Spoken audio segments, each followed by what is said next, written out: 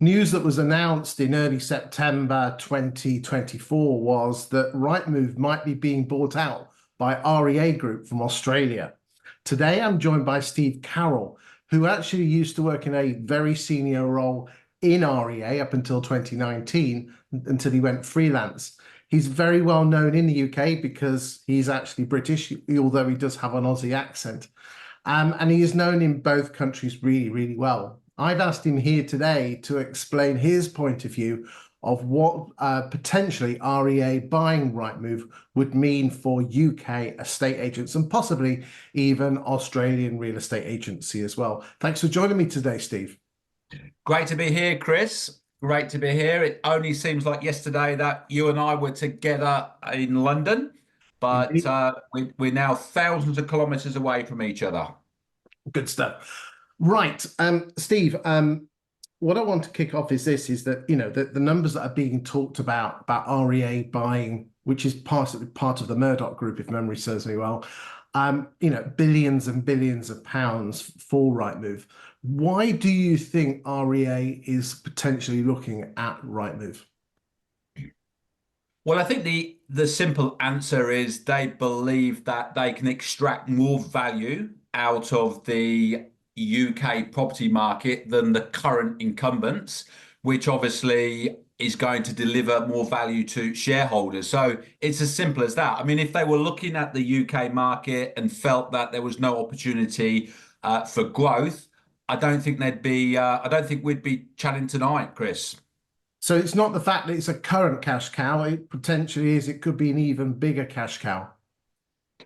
Well, it's interesting. Look, it's a big topic of conversation here in Australia. I've had at least half a dozen CEOs from Australian businesses ask my view of what's happening. And, as you said in the introduction, I left REA in 2019 before COVID. I had 10 years, spectacular years, loved working at REA as their sales director, and then the last 2 years as their industry relations director. But people still reach out to me because they think that I've got insights, and obviously I've just got back from the UK where I was for four months. People like up down here in Australia, people like Owen as the CEO. They like his approach. They like what he's been doing for the industry. And so one or two people are concerned that, Owen may be spending more time up in the UK if this transaction happens. And does that mean a new CEO? And of course, from a Australian perspective, they like Owen, they like his approach, and that obviously is a question. The other question that people in Australia are asking, has the juggernaut of price increases, which obviously I was a part of for 10 years, has that run out of steam? And is this a signal that we're going to move from double-digit price increases in Australia, which real estate agents have had to cop for many, many years, to something more realistic in line with inflation? Has the steam run out? Is now the opportunity for REA to go and find more cash from a different market? And these are the questions that CEOs and leaders in Australia are asking me, Chris. Okay, well, the average UK estate agent gets charged approximately just under £2,000 per estate agency branch or an office. Could you let us know how much an Australian estate agency, and I know you call it real estate agents out there, and again, I'm aware that the Australian model is slightly different because it's more of a brokerage model. So yeah, just tell me what you know. Okay, well, look, the big difference between Rightmove, as I understand it, and REA is not a subscription model. It used to be, but that changed around about 2010, 2011 to a pricing model which is really per listing. So when I joined REA in 2010, there was two types of ads that a real estate agent could buy to list 3 Smith Street.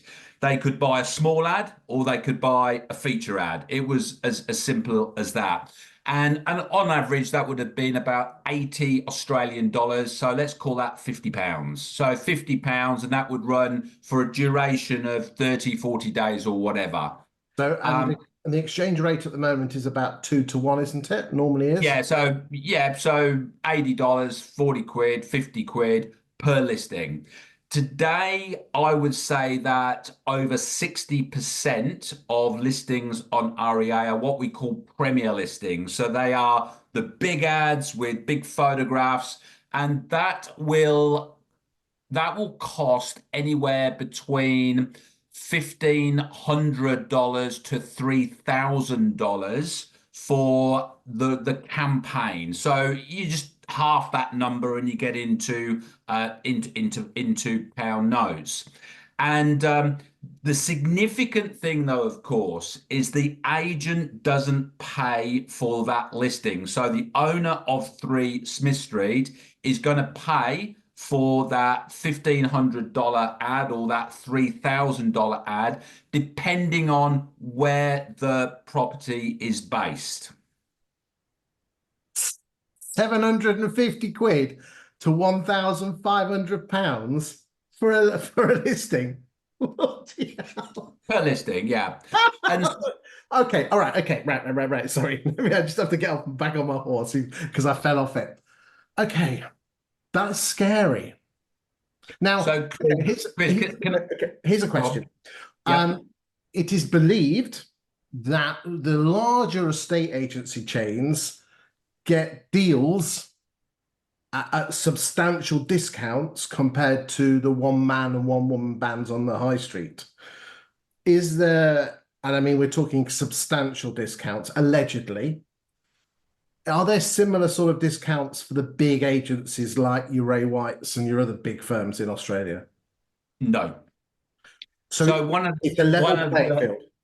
One of the mantras, one of the consistencies of REA's approach is complete transparency on pricing. So whether or not you are Ray White with 700 Australian offices, or whether or not you're Steve Carroll real estate operating out of a bedroom, the price for the advertising is the same. Now, obviously, what you've got today in Australia is, and I've used this analogy with you before, so we call it, or Australians call it, the depth model. So if I'm an agent and I'm selling 3 Smith Street, in effect, 3 Smith Street have the option of going for a standard ad, a feature ad, a highlight ad, a premier ad, and now a luxe ad. So there are 5 different grades that you can have, 5 different types of ads. On Rightmove, I believe there's 2. Now, where you can get a discount, but it applies to everyone, is if you're a principal and you say to realestate.com.au, every single listing that we list out of this office will go up as a premier, then your commitment to REA is rewarded through a discount. But that will be the same with everyone. Okay, so when they went from subscription-based service to a pay per list model, was there negativity or kickback from the Australian real estate agents? Absolutely. Yeah, absolutely. And look, I think what we if we could turn back time, and if we could have probably launched that differently, and obviously I was in a position of authority then, so I'll take some of the responsibility for this. I think we could have probably done it in a different way. I think it came over in a way that irritated a lot of the offices, and this expression of, well, realestate.com.au is a necessary evil was very prevalent. Now, in fairness to REA, I think they've done a tremendous job over the last 8, 9, 10 years in really cementing a strong relationship with the industry. Now, it's not a 10 out of 10 relationship, but I would say that It's certainly not a 1 or 2 out of 10, which it probably was back in 2010. I think it's probably a 6 or 7 out of 10. And I speak to a lot of principals who believe that they're in partnership with REA as opposed to REA being this big supplier. So that is something that I think REA have done a good job with, Chris. It's interesting. Yeah, I know you were in the UK over the summer and you spoke to an awful lot of estate agents. Talk your words, not mine. Do you think that when talking to UK estate agency bosses, that the word partnership and the word Rightmove were said in the same sentence? No, not at all. And I think that should this transaction happen, I think that one of the things that REA will want to do is to take some of their learning from Australia in taking it from a necessary evil belief to this feels more like a partnership. Now, let's be honest with you, Chris, that didn't happen overnight. It took a long time and it cost a lot of money. But my guess would be that REA will be very au fait with that relationship between Rightmove and the customer base, which obviously I experienced at first hand. And I think they'll be looking at that thinking, well, can we actually change that? Can we take some of what we did in Australia, apply it to the UK and move the dial as far as customer sentiment is concerned? Because isn't it interesting that you said at the top of the video that they were talking about the boss man, and everybody knew him. And if you asked probably 100 estate agents who the CEO and the senior management, not many of them would actually know who those people are. Give me a little bit more understanding about REA's core values, and could you provide some insights into possible cultural shifts or strategic changes that might impact estate agents in the UK for the positive? I mean, by the sounds of it, you've already started to hit the nail on the head with that, but is there anything else? Well, I think there's probably 5 strategic drivers that REA would want to unlock, and I actually think all 5 are doable, but will take an immense amount of work and also very, very costly. So, we've touched on customer sentiment. I think we would all agree that it's not sustainable for any company to be regarded badly by its huge client base. There has to be a feeling of partnership. So I think that is one of the 5 strategic drivers that REA would want to unlock. I think the other is the pricing model. So from 2010, REA made a strategic move to drop the price of subscriptions so significantly. I can't remember the actual fee, but let's just go with it went from a monthly subscription of 1,200, and that was just to play. That was just, you didn't get anything for that. Well, you got very little for that 1,200. That was just to be part of REA. And they dropped that right down to $200. But what they did was they then introduced this depth model where agents would go out to vendors and say, well, look, Mr. and Mrs. Smith, we can put your listing on REA, realestate.com, and this is the product that I'm going to recommend. Now, what's really, really interesting, what REA did very well was the bigger, the more expensive product, the more branding there was for the agent. And so if I'm an agent and I'm trying to recommend to Mr. and Mrs. Smith that they take this ad, not only is it of benefit to the seller because a bigger ad is going to attract more eyeballs, it's going to be in a better position on the website, but me as the agent, I'm going to get more branding. My picture's going to be bigger on the listing. My name's going to be larger, which helped me then win another listing. And so what REA were able to do was they were able to have a sales force of 50,000 real estate agents who in effect were selling realestate.com.au's depth products for free, but the carrot to sell was the branding, which helped them win the next listing. Steve, going back before 2010, were vendors putting their hands in their pockets for listings, disbursements, advertising? Because in the UK, it's very much no sell, no fee. Was Australia no sell, no fee and turned itself into well, if we're spending hundreds and hundreds of dollars, if not thousands of dollars, we'll get the vendors to pay. Did that change? No, vendor paid advertising has been part and parcel of the Australian culture way before I moved to Australia. But I think that REA paved a new way in getting consumers to understand that the internet's not free. The internet is not free and it's not cheap. We will deliver the eyeballs, but you're going to have to pay. And so, we saw back in 2010 where the seller was probably spending $75 or $100 on a listing, and then it started to go up.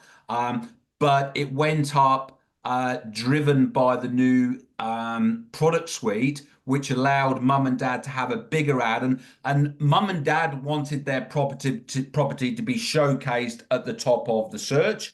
The agent wanted the property to be showcased at the top of the search. So in a lot of cases, it was a magical genius move of REA to make that happen. Now, I talked about 5 strategic drivers. I think that REA will be asking themselves this question: can we change the model in the UK? Can we get vendors to pay, if not for all of the marketing, for a chunk of the marketing? Because if they do, that opens the door to drive yield, and it also makes more money for the agent. So again, lots of win-wins going on in that situation.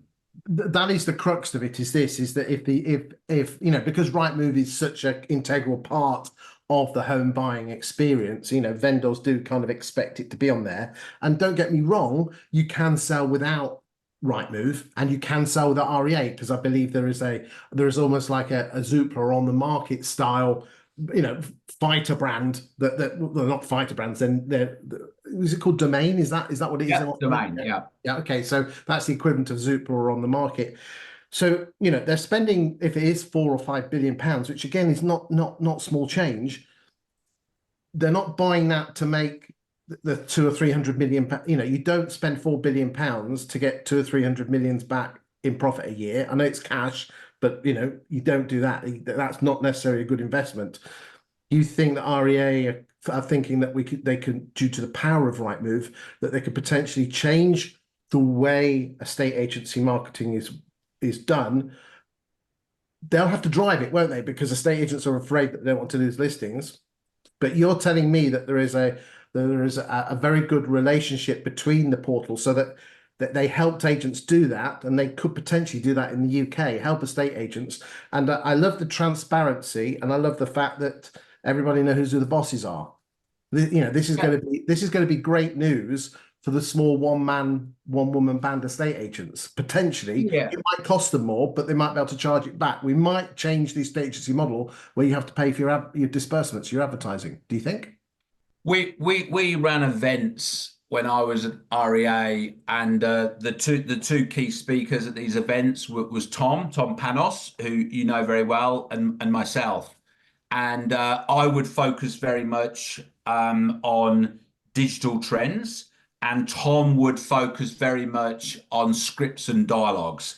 And REA used Tom very effectively, in that Tom would be on stage in front of 700, 800 agents saying, right, here is how you explain to Mr. and Mrs. Jones why they should spend money on marketing their property. And Tom would gift them with scripts and dialogues that gave them confidence. And I go back to what I was saying 10 or 15 minutes ago.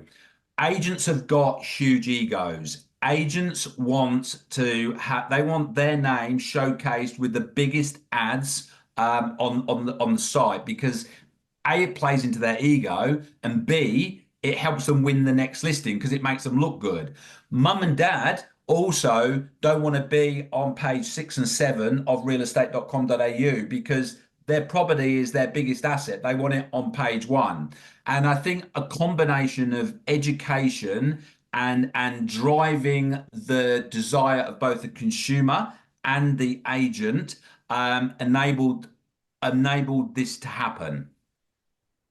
You said there was 5 points, and I think you said three. Is that just quickly before we go? We don't want to spend too much time with the ladies and gentlemen watching this. And what are those other points about culture? Well, we talked about vendor paid advertising. We've talked about the pricing model. We've talked about the customer perception. I think the other two interesting ones is one of the things that REA have done here, and I'm not sure if they've done it if Rightmove have done it in the UK, is there are approximately 12 million properties in Australia, and over 4 million, and it's increasing every day, have claimed their property with realestate.com.au. So in effect, we've claimed this property that I'm sitting in. I've told REA I own this property. REA are gathering information about me in exchange for sharing information about the value of my house and any other data that might be useful for me. It seems to be a good relationship that a consumer has. Now, down the track, what that will give REA access to is a relationship to commercialize, because there's an opportunity to sell to me mortgages, to sell to me gas, electricity, holidays. I mean, the list is endless. So I would imagine that, again, REA would be looking at the success that they've had of building one-to-one relationships with consumers and thinking, right, is that an opportunity for us in the UK? Well, I mean, let's be honest, Zupla's owned by the same people that own Uswitch. So again, there's a symbiotic relationship there. So again, this is a potential way. Just quickly for the last couple of minutes, what's the fifth one? And then give me the fifth one is the ability to sell leads to agents. So, you know, in the UK at the moment, this evening, there are thousands and thousands of mums and dads that are thinking about selling their property. They're not sure, and they will not be on the radar of most real estate groups in the UK. Now, if REA can use artificial intelligence, behavior patterns to say to a real estate agent, we believe that due to his behavior on our site, he's likely to be selling in the next 6 months, but clip the ticket of the commission. I think that's probably the fifth and final driver that REA would be looking at. And I stress, Chris, I'm not part of REA anymore. I had 10 amazing years. These are just my views, just my opinions of what they might be looking at if this transaction was to take place. Who knows what will happen? I mean, there's Redfin in America, and they sell leads to the point where they actually take 60% of the commission, which is eye-watering. But again, there's a potential opportunity there. So really, basically what you're saying is that with the Australians potentially buying Rightmove, and I think they have to declare it by the end of September, there is potential opportunity here, but there's a potential uplift in cost. But if we do it the same way as the Australians, we might be able to get our vendors to pay for that with the right sort of training. I love the fact about transparency and a level playing field, which again is a big thing about the agents that criticize Rightmove about. So who knows? Only time will tell. Final sentence before we go, Steve. Final sentence is, I think that if you're in the UK and you're a forward-thinking real estate group, I think this potentially could be great news for you. If you're a real estate agent or a business owner that is stuck in the 1980s, stuck in the 1990s, this change is probably not going to be good for you. Just my opinion, Chris. Steve, thanks very much for your time today, and thank you for watching this video.